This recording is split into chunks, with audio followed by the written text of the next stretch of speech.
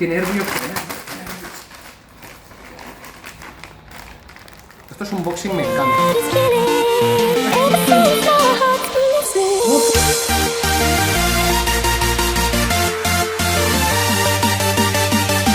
Hey brothers, ¿qué tal? ¿Cómo estáis? He recibido este pedazo de paquete que pone hoy puede ser un día perfecto y mañana será mejor. Así que tengo un paquetito muy fresquito aquí de Electronics Arts. O sea, Electronic Arts. Vamos a ver qué será. Y esto para allá. Mira. Vamos a abrirlo. Tengo otro paquete dentro. ¿Qué será? ¿Qué será? Ay. Vamos a ver qué nervios. Esto es un boxing, me encanta. Ay, no puedo. Yo soy voy al gimnasio. Aquí está.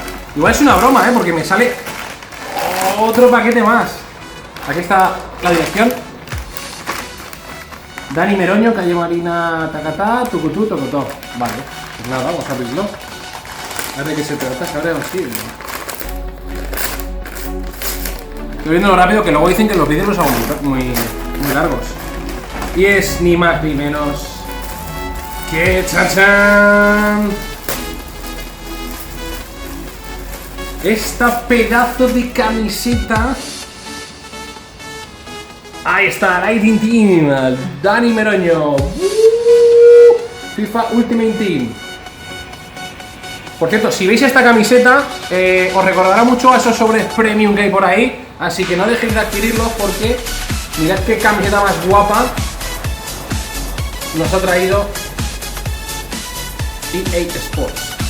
Bueno, pues este ha sido el unboxing de hoy. Espero que os haya molado. Así que me comprometo en el próximo a ponérmela. Y si veis algo que tenga estas rayitas parecidas, no dudáis en pillarlo, en FIFA Ultimate Team. Pues aquí tenéis la camiseta del equipo de la temporada, Lightning Round, No dejéis de adquirirlo. El sobre, claro, por supuesto. Y espectacular la camiseta. En el próximo vídeo me comprometo a ponérmela. Ah, y suscribiros al canal. Adiós.